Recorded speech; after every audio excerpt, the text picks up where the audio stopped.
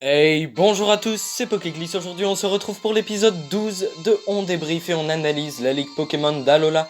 La dernière fois, on s'était quitté sur la victoire de Sacha et de ses amis face aux engloutirants qui avaient envahi la ligue et le masque de Royal Mask était finalement tombé. Et tout le monde a appris que c'était Euphorbe. Et je m'excuse d'avance car la semaine dernière, j'ai dit que l'épisode 12 serait le dernier. Mais le problème, c'est qu'entre temps, on a appris que le combat contre Forme serait en 6 contre 6. Et un combat en 6 contre 6 ne se fait pas qu'en un seul épisode. Donc si vous aimez cette vidéo, n'hésitez pas à lâcher un gros pouce bleu, à vous abonner, à dire à vos amis de s'abonner, c'est important. Et on se retrouve tout de suite.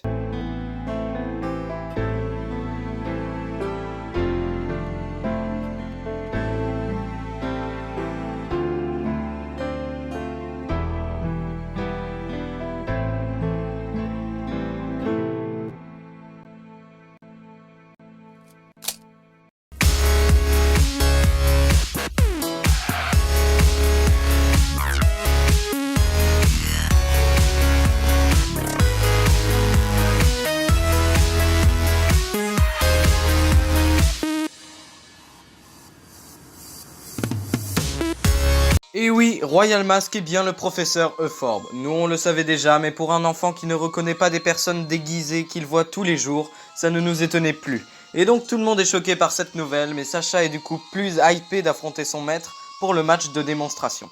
Et cela nous avait manqué pendant cette ligue avec les combats 1v1, 2v2 et 3v3.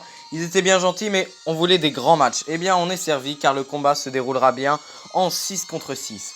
Et pas besoin que Sacha fasse appel à un Pokémon vu que Mandrillon est venu en renfort. Et de toute façon, il n'aurait pas pu car le professeur Chen, qui est à la ligue et qui est venu avec la mère de Sacha assister à son combat, n'aurait pas pu lui envoyer. Le lendemain, Sacha s'entraîne avec Melmetal pour prendre de la vitesse en lançant son attaque écrou de poing, ce qui lui donne une grande puissance. Et Euphorbe s'entraîne aussi mais de façon plus calme en méditant avec Félinferno. Et les deux concurrents sont donc prêts pour leur match, où Pectorius le doyen sera l'arbitre, et c'est d'ailleurs une très belle image avec l'élève Sacha face à son maître Euphorbe, à côté de Pectorius qui était lui-même son maître.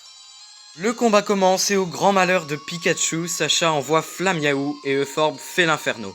Et c'est un choix assez surprenant car c'est les deux Pokémon qu'on avait envie de voir se battre à la fin du combat, mais bon. Le collier de Matoufeu résonne, ce qui signifie que ses émotions résonnent aussi. Et les deux Pokémon se regardent en attendant qui lance la première attaque, qui sera finalement Nitrocharge repoussée par Gonflette, qui augmente la défense de Félinferno. Matoufeu réutilise Nitrocharge avec une grande vitesse et esquive Dark Laria pour ensuite lancer Crofeu qui sera contré très facilement.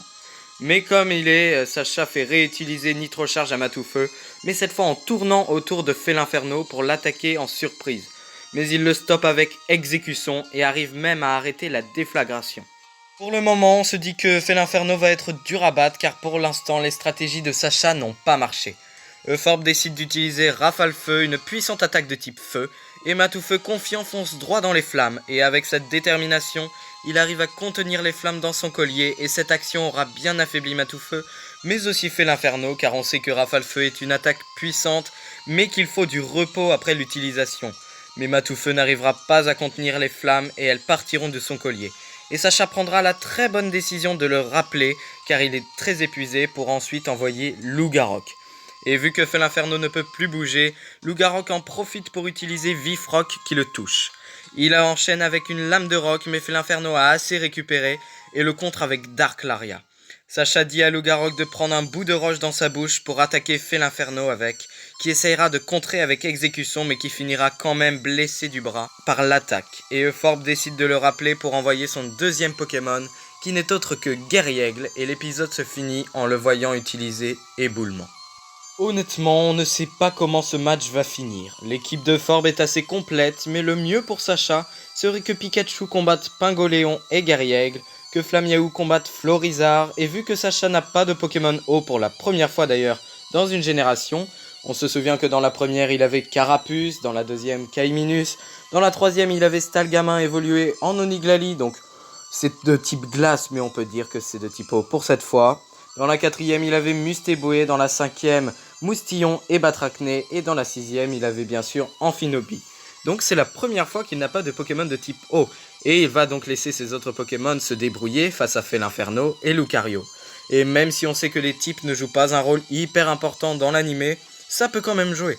Mais bien évidemment, des combats sont attendus et ça ne va pas se passer comme on peut l'espérer. On voit d'ailleurs dans le preview de l'épisode 142 que Pikachu sera contre Pingoléon, ce qui est très bien. Brindibou contre Florizard, il va sûrement perdre. Et que Melmetal affrontera aussi Felinferno, ce qui s'annonce assez mal car Melmetal est très faible face aux attaques de type feu. Mais même avec ces hypothèses, ce combat risque d'être très cool et très surprenant. Mais Euphorbe, on connaît que 5 Pokémon pour l'instant de lui.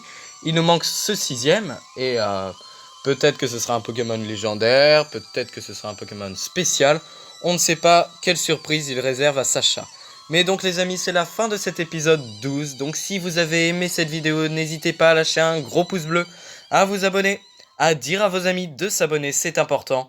Et on se retrouve la semaine prochaine pour l'épisode 13.